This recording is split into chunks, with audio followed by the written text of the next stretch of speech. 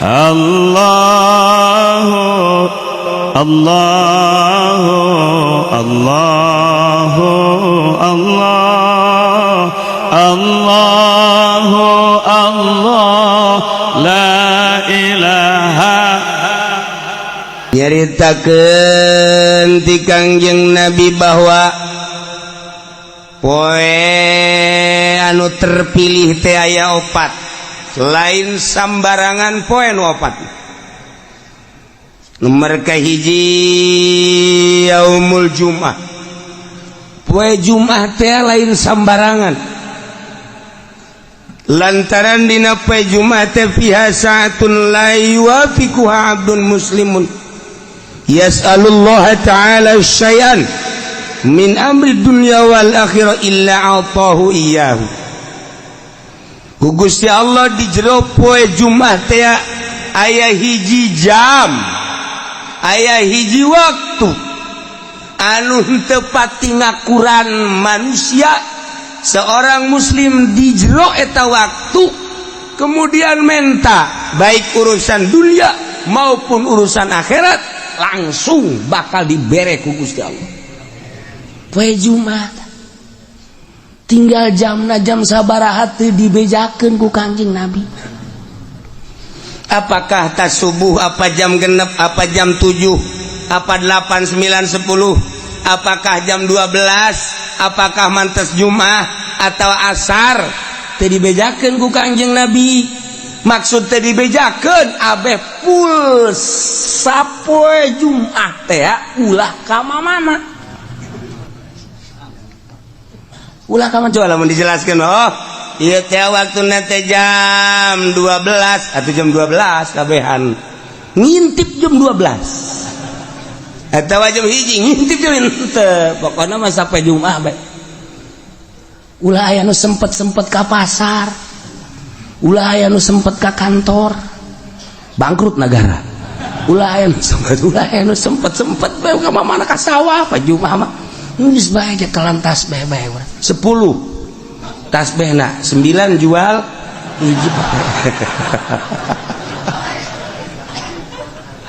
atuh siapa jualan kana bae. Nah ieu pa Jumat lain lalagaan sebut lagi sayyidul ayyam rajana poe Jumat.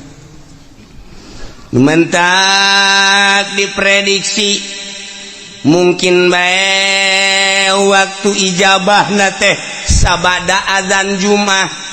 Sabada azan tah sabada azan di dinya waktu ijabah. Cek sakaos sabada salat sunah. Begitu azan langsung salat tas setelah salat sunah. Cek sakaol mah memeh imam naik ka mimbar di dinya gegeraan mentak. Begitu imam keur naik, ya Allah minta dunia nggak Gusti, mobil.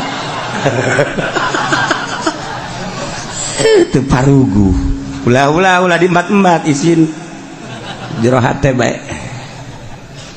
Siksa kaul mah antara khutbah 2, khutbah kahiji diuk tah di jero diuk dirinya waktu ijabah.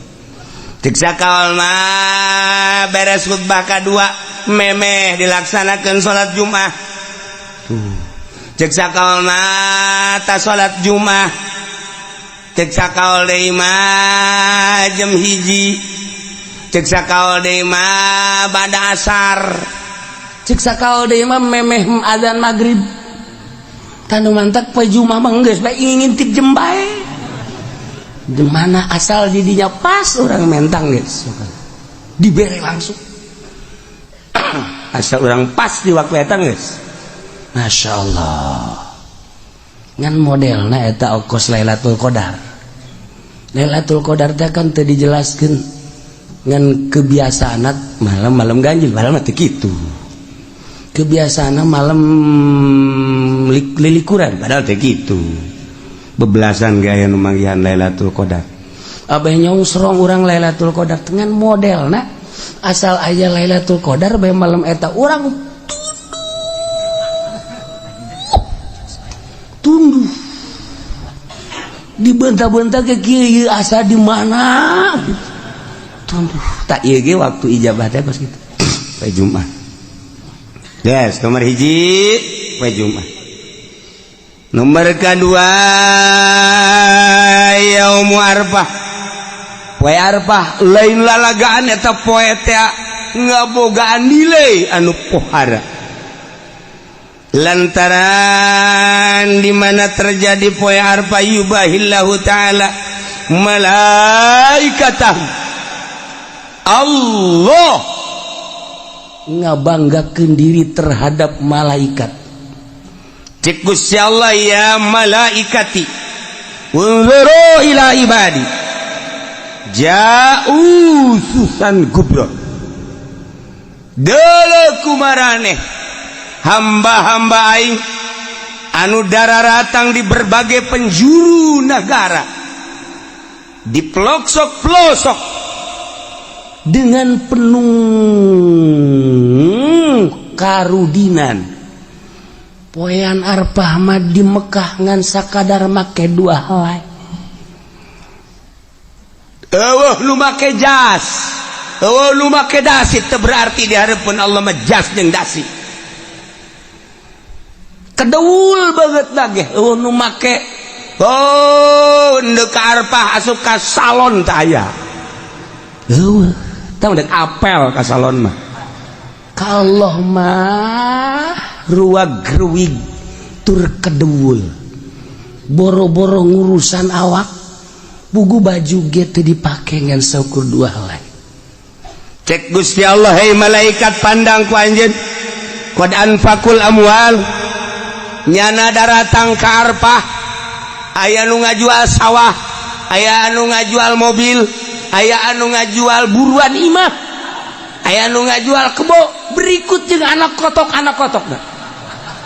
Tuh deuleu menghormati ka aing kabeh ge hayang. Lain bae nu ngoran nini bengking tuh deuleu Gusti. Aki-aki deuleu dararata. Hayang nyaosnya malaikat tuh nini itu mah tuh embe dijual, kotok dijual, buruan imah dijual jeung anak-anak kotokna. Nah, menghargai ka aing, hayang kapanggih jeung aing. Ternyata horenganan di negara nama pamarentah eta teh horeng ngaleglegan duit nyana.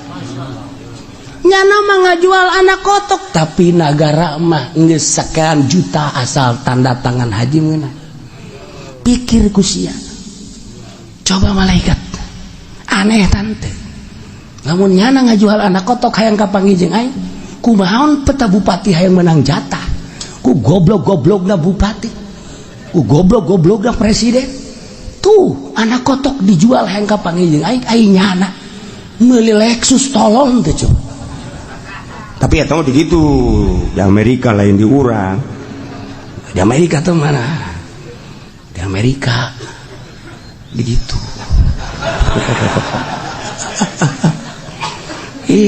Sedih udah. Haju ngadagoan nagis nya nyaho malaikat. Aya anu 5 tahun. Beyana cenah di Indonesia mah 27 tahun. Kabur malodar. Hayang kapanggih jeung aing tuh. Taha. Saksian ku aranjeun kabeh geurage. Hajuat Abul Abdan isyhadu inni ghafartu lahu.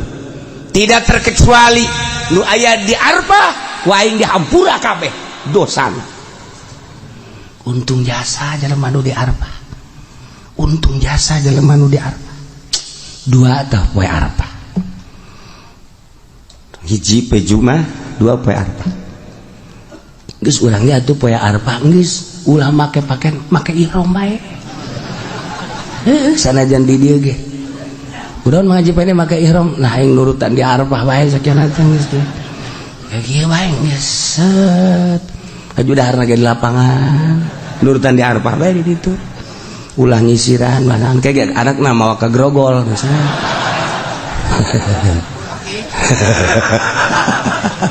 Bapak menjadi berubah sekarang. nomor katilu yaumun nahri, poean lebaran haji. Qarrabal abdu kurbanahu, tiap jelema anu ngalaksanakeun kurban, Allah mah teu hayang dagingna, Allah mah teu neuleuh getihna, tapi Allah mah neuleuh teh takwana. La yanalallah luhumuha wala dimauha walakin yanaluhu taqwa. Los daging nama jang sia dahar ku sararia, tapi aing mah nilai nu ku aing katarima takwana eta jelema. Fa awwalu qatratin qatarat minal qurban takunu kafaratan likulli dzambin amilahul abdu. Setiap tetesan getih nu nyek celekatan nu dipencit ku hiji jelema maksudna korban eta teh ngajadikeun pangampura dosa. Setiap tetes trak mangkaning sabaraha gelas getihna. Ieu getih sacek celek bae suara ya. Iyalah poean lebaran. Mulia jasa.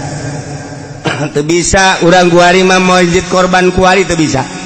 Di luar bulan haji urang mencit korban teu bisa. Eta mah ngan sakadar poe eta we poe lebaran jeung tasrek 3 poe. Lamun jelema boga duit kemudian henteu mencit korban, rugi jasa. Lantaran keur ditongton ku malaikat. Kararieu malaikat coba tur si haji itu boga sebenarnya namanya duit. Pan bangunan nyokotan daging bae. Ulah neuleukeun tunjuk aing atuh. Biasa bae. Aduh. Sabarupa teh ditongton ku malaikat. Malaikat tonton kieu. Ya Allah, mana coba situ. Pan situ mah duit loba ge teh coba situ. Cet tuh. Malaikat itu tuh. Di masjid laporan ya Allah. Itu mah tuh anu mah di anu masjid. Cak Allah guys, bukakeun lawang sorga. Dibuka. Lantaran geus dihampura dosa. Masya Allah. Pokokna mah geus siapkeun kuari duit jeung celengan. Jang meuli kebo. Sapoe 1 juta urang jeung celengan. Duitnya di mana? Geus amun sapoe 1 juta teu bisa, sapoe 500.000. Yang celengan berarti mun kuari datang ke lebaran 14 poe. Nah, jadi berarti lamun 500.000 seperti itu. Berak. Kabeli kitu embe Garut. Budaya teh. Wah, cenah kieu duit teh boga tuh sakitu mah. Geus bae tuh sapoe 100.000. 100.000 berarti kuari datang ke lebaran sabaraha? 1 juta. Nah, kabeli embe cisoka. Embe kacang nu leutik.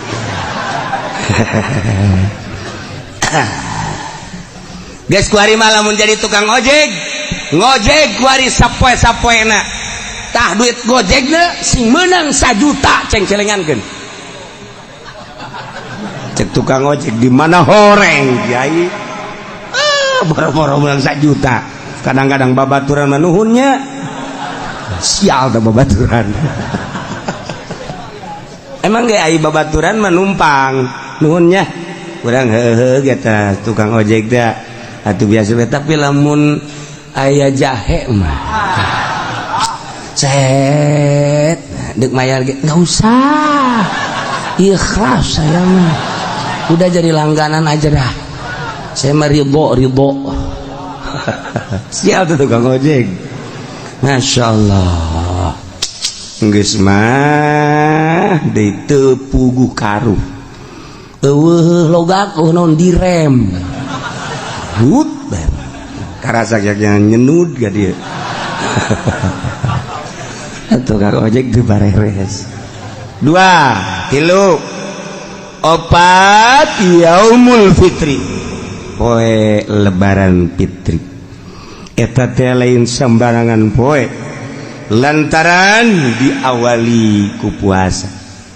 Setelah selesai puasa sebulan nyana seakan-akan dek nyokot gaji, berangkat timah masing-masing ke masjid untuk mengambil gaji. Cek Gusti Allah, syahidukum ini qad ghafartulah. Kaing dihampura opat hiji poe Jumat ngeunggus kolot manggeus bae. Geus poe Jumat ulah ka mana? Geus kolot bang geus bae poe Jumat ulah ka mana? Ulah ka masjid-masjid di imah bae. Teu beres teh kolot. Poe Jumat yaum Arfah, lebaran, haji jeung lebaran pipit. Poe nu opat eta mah lain sambarang.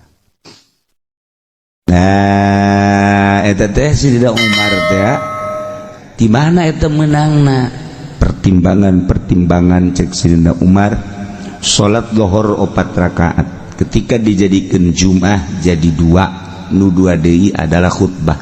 Khutbah teh adalah bagian daripada salat nu 2 rakaat. Mentek teu benang sambarangan khutbah eta mah ulah ngaco-ngaco sebab salat keneh. Hiji kudu boga wudu, 2 teu meunang ka kitu buka aurat, nomor katilu teu meunang ka pasil. Teu meunang ka pasil lantaran salat keneh. Mata kudu acak-acakan mah khutbah sagala nyaritakeun kabeh. Khutbah nyaritakeun Agustus, khutbah jarang nyari teu beres eta mah khutbah, eta mah khutbah salat nu 2 rakaat teh jadi khutbah. Mentak geus teu bagusna teu kudu ditarjamah nya teh salat. Pengertianana salat.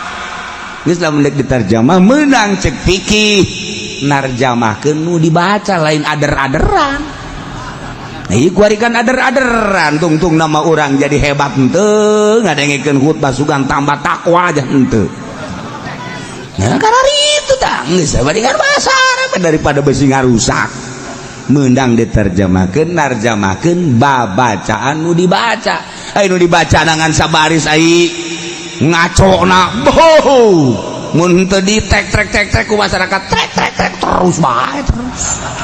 Eta bangke turun khutbah maning dirantai khutib kos kitu. Asupkeun ka sumur. Nah eta jadi pengertian ada lain khutbah ceramah gaganti sholat 2 rakaat mutatadina zuhur 4 jadi 2 deui jadi khutbah geus khutbahna teu meunang ngaco aya aturanna geus khutbahna ge kudu aya hamdalah kudu aya sholawat kudu aya Quran kudu aya wasiat kudu aya doa Allahumma ighfir lil mu'minina wal mu'minat doa eta teu sah salat kabeh. Tak perhatikeun aya aturanana ieu mah lain khutbah-khutbahna. Da diuk teu sah. Sebab diangkat sarakaat. Geus dipisah 2 khutbah teh sarua jeung 2 rakaat diuk heula. Diuk karak nangtung deui. Mun neretet bae jana diukan. Heuy ai sia.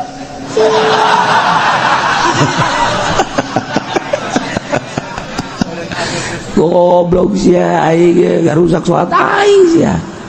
Nah eta lan mah khatibna kudu nu paham ulah tarjamah acak-acak ieu mah salat.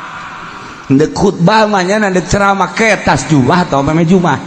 Tos ceramah sadakna nya tekan budak ngebudak geus tah. Cenah nu ngadengikeun atuh karasa ku sia berarti sia teu dipake karasa. Ieu mah keur salat ieu mah ditah Allah. Tungtung nama pan kulantaran salat ieu kan anu ngadengikeun age teu meunang teu ngadengikeun.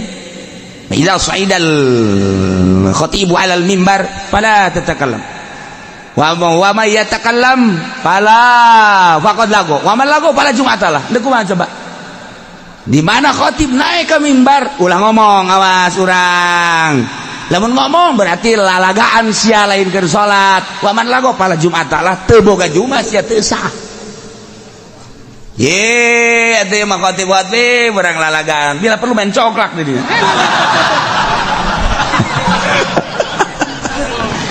Ye, atuh khotib da kudu dula deuleuh pan ieu kos ge oh berarti robah khutbahna atuh. geus babarodo masyarakatna atuh khotibna kudu pinter. Oh ngarusak aing khotib khutbah aing ulah dipaksakeun berarti barodo geus atuh bere penerangan atuh ku khotib bere penerangan ulah datang ka ngarusak salat teh ieu salat Jumat rusak atuh kabeh di karubah diacak-acakan tah ieu keur sakalian nyaritakeun Sidina Umar ieu bulan ieu nu mantap 40 gaganti ta'zir. Nah iya ke khutbah gak ganti sholat 2 rakaat jadi khutbah hendak teu bisa teu meunang teu buka wudu hati-hati jadi teu meunang lalagaan urang bae urang nu ngadengekeun teu meunang nundutan nya sholat nundutan ieu mah geus adzan Allahu akbar Allahu akbar Allahu akbar Allahu asyhadu an la ilaha illallah geus bare nangtungnya masih khusyuk jasa aja nu digigireun ngantep deui. Hareup imam geus mulai Allahu akbar bismillahirrahmanirrahim nyana kakara kudang. Nya deuk nangtung isin. Deuk diuk bae pan ada salat. Kumaha aingnya cek kira. Saya sih hade. Ya urang bae urang heula mimitian sing rapih. Jangan masjid nu rapi sebab ieu mah Jumat salat ieu mah lain lalagaan. Bisi aya khotib anu ngaco urang henteu bisa negor khotib pindah.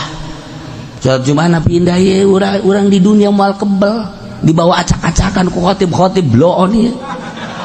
Teu nyahoan bawa eta salat acak-acakan segala jaritakeun ngaler ngidul ngetan kul tarjamah kudu dibaca. Lain haju acak-acakan.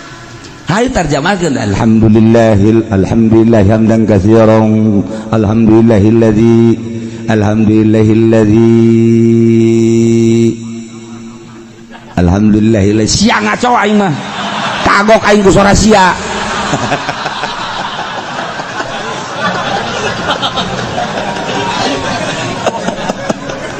Aduh masya Allah. Nah tarjamahkeun terus ayat dah terjemahkan wasiat dah terjemahkan ayat diterjemahkan mah beuna naon narjamahkeun usikum iya ya taqwallah kula wasiat ka kaula jeung ka mareh kabeh takwa ka Allah sing hararade teu naon tah beres Jumat imamna main catur pan tadi usikum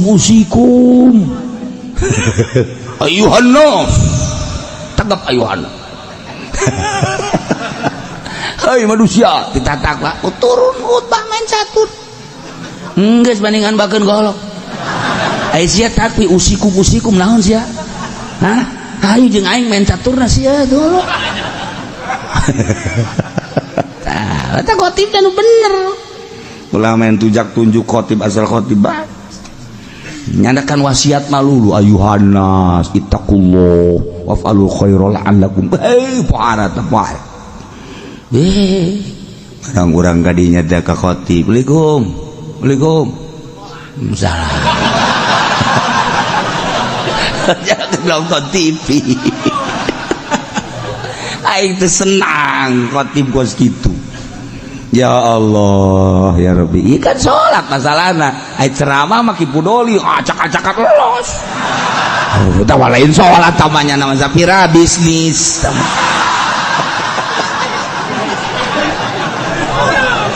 aduh teriak wadi bagian setepati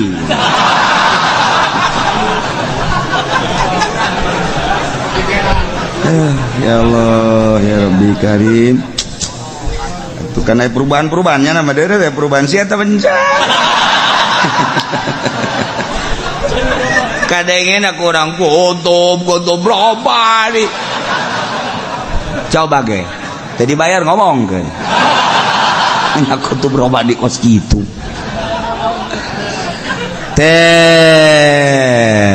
iya khutbah berarti gak ganti soal sing ade guys hati-hati degekeun kurang perhatikan lengan orang temenang uca aco kadia itu nunjuk doangnya nunjuk jadi masalah masa ke sholat nunjuk wa man lago fala jum'atalah lalagaan berarti tunjuk ngomong ngobrol fala jum'atalah teu sah Jumanan sia eta cakang jeung Nabi sok dibaca kurang idza saidal khatibu alal mimbar fala tatakallam wa may yatakallam faqad lagha wa man lagha fala jum'ata lah. Orang banget siang teu Jumat. Ya Allah ya Rabbi, eta hadis eta kan dibaca tuh urang mah ji sugan teh naon cenah hartina makana tanyakeun atuh ji sugan teh eta mah hadis naon bae idza su'idal khatib 'ala al-mimbar, di mana naik seseorang khatib kana membiun mimbar fala tatakallam, ente ulah ngajablog. Wa may yatakallam, sahaja lamun ngomong faqad lagha, berarti heureuy lalagaan. Wa man lagha fala jum'ata lah, cak Kangjeng Nabi jelema lalagaan berarti teu sah Jumat. Tah abeh tenget urang besi salat di lembur urang terjemahanana ngaco, urang negor teu bisa pindah. Salametkeun awak urang di akhirat aing waduh kos kiamat teh pan salat teh lain ceramah mah lain. Madak kula pernah di Garut Pajubah, terus di Bandung sholat Jumat milu, begitu sholat Jumat waduh ngaco ieu mah khutbah acak-acakan ki langsung zohor. Nah zohoran sholat salametkeun sholat waduh bahaya.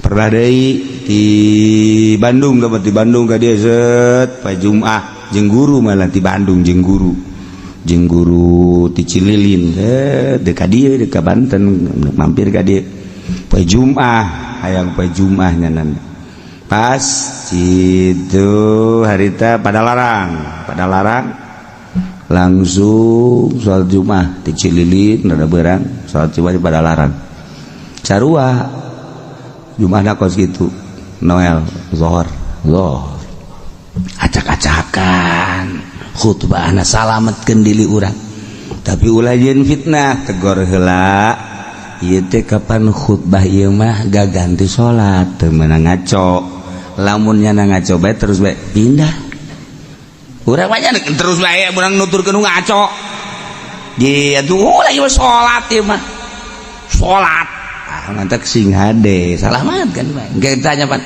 mun ngaji deukeut ka masjid ieu sih kok masjid ka ditu jumahna teu meunang gara pindah kumaha aing bae geus bongan sia ge kumaha sia atuh aing kumaha aing lain mah haji papan eta teu kapisah masjid imah kajeun aing mah geus ngaji kos kieu ge sia moal so amat aing kadang-kadang sok tungtung mah gelut bae di dinya.